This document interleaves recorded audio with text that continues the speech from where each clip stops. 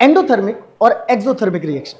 तो रिएक्शन तो हमें पहले से ही पता था कि कोई एक सब्सटेंस दूसरे में कन्वर्ट हो जाता है, लेकिन कुछ रिएक्शंस तब कंप्लीट होती हैं जब आप उनको हीट प्रोवाइड करते हैं, और कुछ रिएक्शंस ऐसी होती है जिनमें हीट अपने आप बाहर निकलता है। और इसी बेस पर अकॉर्डिंग टू हीट हम रिएक्शंस को दो टाइप में रिप्रेजेंट करते हैं, पहला होता है एंडोथर्मिक और दूसरा होता है एक्सोथर्मिक। इस टॉपिक को हम समझेंगे एक बेसिक ट्रिक के साथ में। और सबसे पहले ये देखते हैं कि ये क्वेश्चन आपसे पूछा कैसे जाएगा। तो वो आपसे क्वेश्चन पूछ सकता है, what do you mean by exothermic and endothermic reaction, कि आप क्या समझते हैं, या एक्सोथर्मिक या एंडोथर्मिक रिएक्शन से आप क्या समझते हैं। तो जनरली आप क्या बताएंगे, there are two type of reaction on the basis of heat, कि हीट के बेस पर रिएक्शंस दो टाइप की होती हैं, पहला होता है एक्सोथर्मिक और दूसरा होता है एंडोथर्मिक। अब हम आते हैं एक ट्रिक के साथ में, जैसे कि अगर आपसे बात की जाए एक्सोथर्मिक, देखो थर्मिक मतलब थर्मल, और थर्मल का मतलब होता है हीट। थर्मल का मतलब क्या होता है, हीट। और ऐसे रिएक्शन जिसमें हीट एक्सो वर्ड कुछ ना कुछ एग्जिट जैसा नहीं लगता आपको, कुछ ना कुछ एग्जिट जैसा, एग्जिट मतलब बाहर निकलना। तो ऐसी रिएक्शन जिसमें हीट जो है वो बाहर निकलती है, पास आउट होती है, इवॉल्व होती है, उसको हम कहते हैं एक्सोथर्मिक रिएक्शन। तो समझ में आएगा कि आप एक्सो से एक वर्ड याद रखेंगे एग्जिट, तो और थर्मल का मतलब होता है हीट। मतलब ऐसी रिएक्शन जिसमें हीट एग्जिट होती है, बाहर निकलती है, उसी को हम कहते हैं एक्सोथर्मिक रिएक्शन। तो देखिएगा, the reaction in which heat is given out, ऐसी रिएक्शन जिसमें हीट गिवन आउट यानी कि बाहर निकलती है और evolve are known as exothermic reaction. तो ऐसी रिएक्शन को हम एक्सोथर्मिक रिएक्शन कहते हैं। तो सर इसको रिप्रेजेंट कैसे करेंगे, तो इसको रिप्रेजेंट करने का सिंपल सा तरीका है, मान लो हमारे पास कोई एक रिएक्शन है A + B गिव्स AB, तो हम क्या करेंगे, जनरली ये जो प्रोडक्ट साइड है यहां पर हम हीट लिख देते हैं, और ये रिप्रेजेंट करता है इसको कि ये रिएक्शन एक एक्सोथर्मिक रिएक्शन है। तो N exothermic reaction is indicated by the writing heat और heat energy on the product side। किस साइड रिप्रेजेंट करेंगे, प्रोडक्ट साइड हम लिखेंगे हीट, और इस टाइप की रिएक्शन को हम कहते हैं एक्सोथर्मिक रिएक्शन। अब बारी आती है किसकी, एंडोथर्मिक की। अब बारी किसकी आएगी, एंडोथर्मिक की। लेकिन हम एक एग्जांपल के थ्रू पहले क्लियर कर लेंगे कि क्या होती है एक्सोथर्मिक रिएक्शन। तो all combustions reactions are example of exothermic reaction.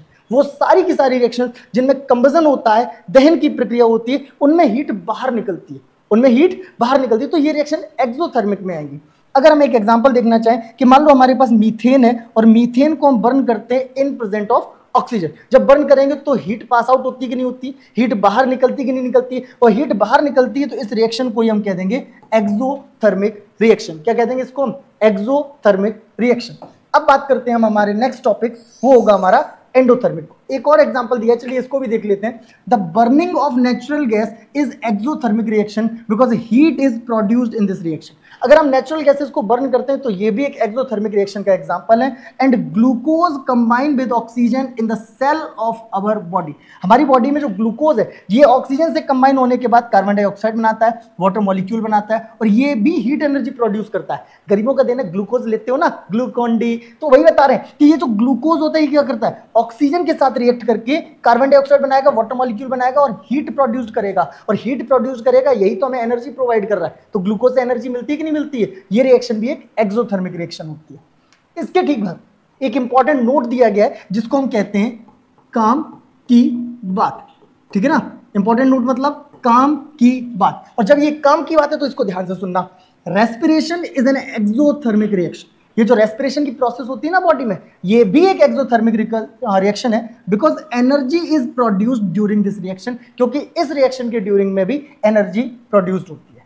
तो देखो सर्दियां आती है तब यूं करके गर्म फील होता है कि नहीं होता है, होता है सर, बिल्कुल होता है। अरे गर्म फील हो ही इसीलिए रहा है, एक्सोथर्मिक है ना। चलिए तो ये टॉपिक क्लियर हो जाएगा। इसके बाद हम बात करते हैं एंडोथर्मिक रिएक्शन, और एंडोथर्मिक, एंडो ई एन, कुछ ना कुछ एंटर जैसा लगेगा। एंटर मतलब अंदर आना, मतलब एब्जॉर्ब हो जाना। तो reaction in which heat energy is absorb, ऐसी रिएक्शन जिसमें हीट एनर्जी एब्जॉर्ब होती है is known as endothermic reaction. ऐसी रिएक्शन को हम एंडोथर्मिक रिएक्शन कहते हैं। और ध्यान से देखिएगा कि अगर हम बात करें एंडोथर्मिक रिएक्शन की तो इसको रिप्रेजेंट करने का बहुत सिंपल सा तरीका है। और कौन सी रिएक्शन एंडोथर्मिक होती है, तो endothermic reaction is usually indicated by writing heat और heat energy on the reactant side. जैसे कि मान लो कोई रिएक्शन हमने इस फॉर्म में लिखा है A + B गिव्स AB, तो यहाँ पर ये रिएक्टेंट हो गया, ये प्रोडक्ट हो गया, तो हम रिएक्टेंट साइड हीट लिखेंगे, तो ये रिएक्शन हो जाएगी हमारी endothermic reaction. All the thermal decomposition reactions are endothermic reaction. जितनी भी थर्मल डिकम्पोजिशन रिएक्शन होती है, कॉम्बिनेशन नहीं, थर्मल डिकम्पोजिशन मतलब हीट प्रोवाइड करने पर वो ब्रेक हो जाते हैं सब्सटेंस अपने सिंपलर सब्सटेंसेस में, वो सारी रिएक्शंस एंडोथर्मिक रिएक्शन में आती हैं।